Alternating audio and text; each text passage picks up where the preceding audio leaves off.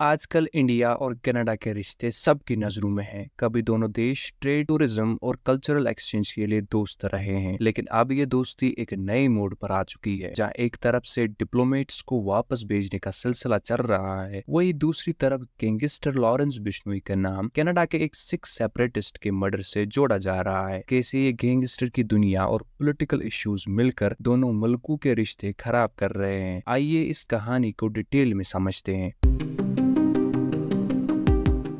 India और Canada के रिश्ते हमेशा से काफ़ी मजबूत रहे हैं। दोनों देशों के बीच ट्रेड और एजुकेशन काफ़ी इम्पोर्टेंट सेक्टर्स रहे हैं। कनाडा में एक लार्ज इंडियन ओरिजिन पॉपुलेशन है जो वहाँ के मल्टीकल्चरल फैब्रिक्स का हिस्सा है, लेकिन खालिस्तान मूवमेंट के सपोर्टर्स का होना एक सेंसिटिव इशू रहा है, जिसकी वजह से दोनों देशों के रिश्ते कई बार तनाव में आ चुके हैं। 2023 में एक बड़े ट्विस्ट के साथ इंडिया कनाडा रिलेशंस में और भी ज़्यादा तनाव देखने को मिला।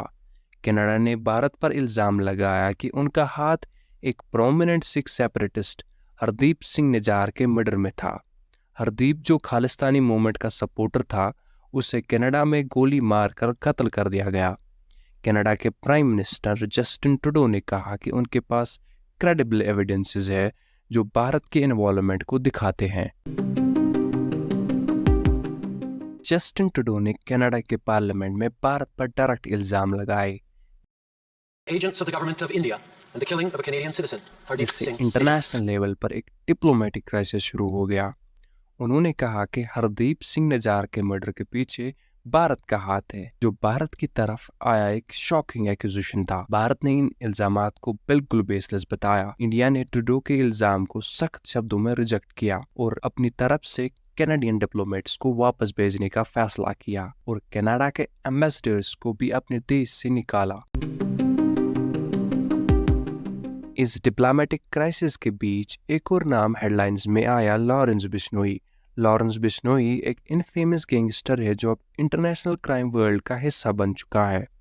लॉरेंस का नाम कनाडा के सिख सेपरेटिस्ट हरदीप सिंह निजार के मर्डर से जोड़ा जा रहा है, जो एक टर्निंग पॉइंट बना इंडिया कनाडा रिलेशंस में। लॉरेंस बिश्नोई हरियाणा और पंजाब के एरिया से बिलोंग करता है और ऑर्गेनाइज्ड क्राइम का एक बहुत बड़ा नाम बन चुका है। उसकी गैंग सिद्धू मूसेवाला के मर्डर में भी इन्वॉल्व थी और अब कनाडा के हरदीप सिंह निजार मर्डर केस में भी उसके नाम आने से सब लोग हैरान हैं। बिश्नोई का नेटवर्क ट्रांसनेशनल है, जिसका इम्पैक्ट अब कनाडा जैसे देश तक फैल गया है। लॉरेंस बिश्नोई पर हमने एक पूरी वीडियो बनाई है जो आप डिस्क्रिप्शन में दिए हुए लिंक से देख सकते हैं।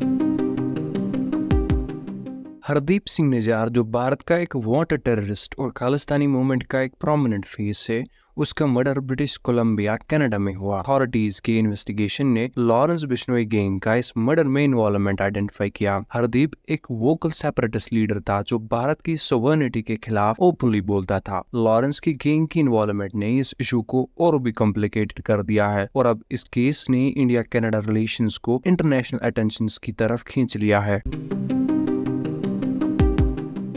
हरदीप सिंह निजार का नाम सिर्फ एक मर्डर का इशू नहीं है, उसका कनेक्शन एक बड़े पॉलिटिकल इशू से है। खालिस्तानी मूवमेंट कनाडा में एक सिग्निफिकेंट सिख कम्युनिटी रहती है, जिसमें कुछ लोग खालिस्तानी मूवमेंट को सपोर्ट करते हैं। भारत के लिए ये मूवमेंट एक एग्जिस्टेंशियल थ्रेट है जो उनकी टेरिटोरियल इंटीग्रिटी को चैलेंज करता है। खालिस्तान मूवमेंट का कनाडा में सपोर्ट होना हमेशा से भारत के साथ एक कंटिन्यूअस इशू रहा है। कनाडा के लीडर्स का कहना है कि उनका देश डेमोक्रेटिक देश है जहां लोगों को अपनी बात रखने की आजादी है, लेकिन भारत के लिए ये सेपरेटिस्ट ग्रुप्स सिर्फ टेररिज्म के सपोर्टर्स हैं जिनके ऑपरेशंस भारत की सिक्योरिटी के लिए खतरा है। यही रीजन है कि जब निजार का मर्डर हुआ, ट्रूडो गवर्नमेंट ने डायरेक्टली भारत को इन्वॉल्व करने की कोशिश की, जो दोनों देशों के बीच एक डिप्लोमेटिक फायरस्टॉर्म बन गया।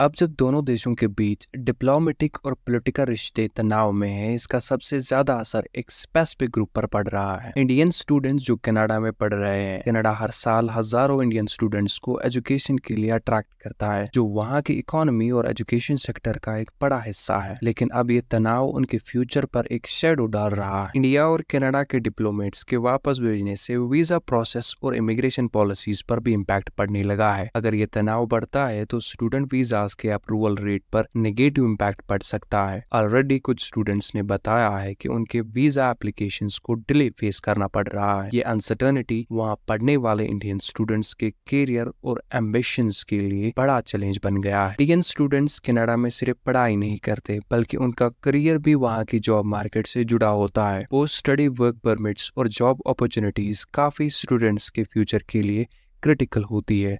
लेकिन अगर डिप्लोमेटिक रिलेशंस ऐसी ही टेंस रही तो इसका असर स्टूडेंट्स के फ्यूचर प्रोस्पेक्ट्स पर भी हो सकता है। कई सारे स्टूडेंट्स जो वहां सेटल होने का प्लान कर रहे थे अब एक अनक्लियर फ्यूचर का सामना कर रहे हैं। पॉलिटिकल और डिप्लोमेटिक तनाव के बीच ट्रेड रिलेशंस पर भी नेगेटिव इम्पैक्ट पड़ रहा है। कनाडा भारत को काफ़ी नेचुरल रिसोर्सेज एक्सपोर्ट करता है, जबकि भारत वहाँ आईटी सर्विसेज और स्किल्ड प्रोफेशनल्स प्रोवाइड करता है। लेकिन अगर डिप्लोमेटिक टेंशंस एस्केलेट होती है तो इसका असर इन इकोनॉमिक रिलेशंस पर भी पड़ सकता है। ट्रेड का रुख अभी स्टेबल है, लेकिन बिजनेसमैन दोनों तरफ से कॉशियस हो गए हैं। कंपनीज जो इंडिया कनाडा ट्रेड और इन्वेस्टमेंट पर डिपेंडेंट है अब पॉलिसी चेंजेस और डिप्लोमेटिक मूव्स को क्लोजली देख रही है। अब सवाल यह है कि क्या ये तनाव दूर किया जा सकता है। एक्सपर्ट्स कहते हैं कि ये टेंशन पॉलिटिकल और आइडियोलॉजिकल है, लेकिन दोनों देशों का लॉन्ग टर्म इंटरेस्ट एक पीसफुल रेजोल्यूशन में ही होगा। अगर कनाडा अपने सेपरेटिस्ट ग्रुप्स पर कंट्रोल करने के कुछ इनिशिएटिव्स लेता है तो भारत के साथ रिश्ते फिर से नॉर्मलाइज हो सकते हैं।